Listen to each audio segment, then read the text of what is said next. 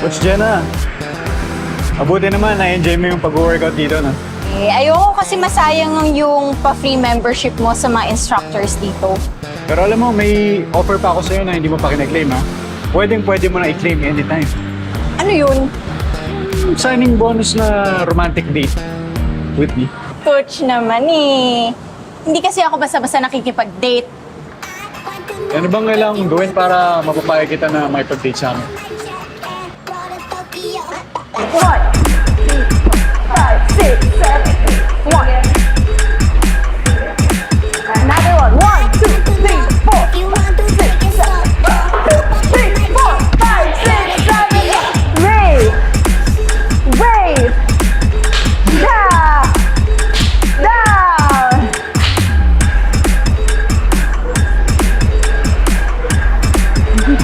Oy! Ano, kaya pa? Oo naman, ako pa ba? Ang kaya. Sige.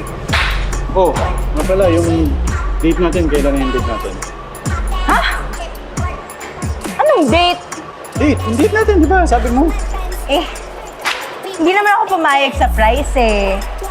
Pero congrats ah. At least kahit matigas yung katawan mo, nagawa mo pa rin yung challenge. Pero better luck next time sa pagpapapayag sa akin sa date. Ano? Oh, dyan ka na. Sasayaw pa ako. Sabi mo, mag-date tayo, di ba? Love. Energy! Yun, oh.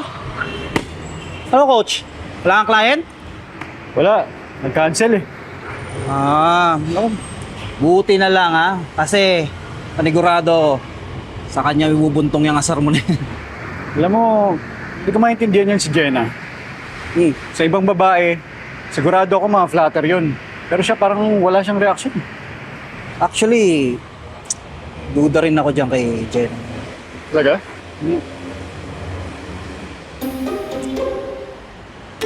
Alam mo, ganyan talaga yung mga babae. Marunong mag-set ng standards. Marunong mag-isip. Teka lang, di ba best friend kita? Dapat ako yung kinakapiyan mo, parang nilalaglag mo ako. Spin mo ko, oo nga. Pero, Coach Jim, Coach Jim, real talk lang tayo dito. Sige nga. Kailan lang ba kayo nagkakilala? At sa tingin mo, ano pa lang ba yung alam niya sa'yo? Alam niyo sa akin, edi, eto, may gym ako dito, may business ako. Yun, ano ba bang dapat niya malaman? Problema para sa ibang mothers, hindi yan enough. Para mapapayag mo sila sa isang date man lang. Alam mo ba kung ano pa yung problema? Tingin ko, ano? Na-auto-reject kaya ata, coach. Kaya ito, Coach Jim, capital M-O-N. Move on na! Ano ba? Tingnan mo, be happy na lang, oh.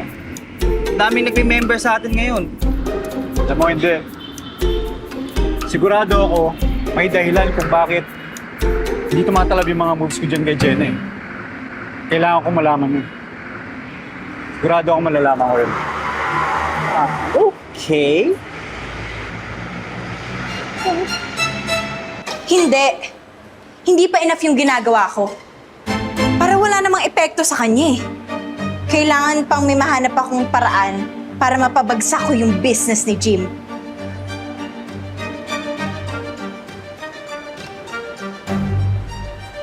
Yun naman yung dahilan kung bakit tinanggap ko tong trabaho na to eh. Para finally, makapaghiganti na din ako sa kanya.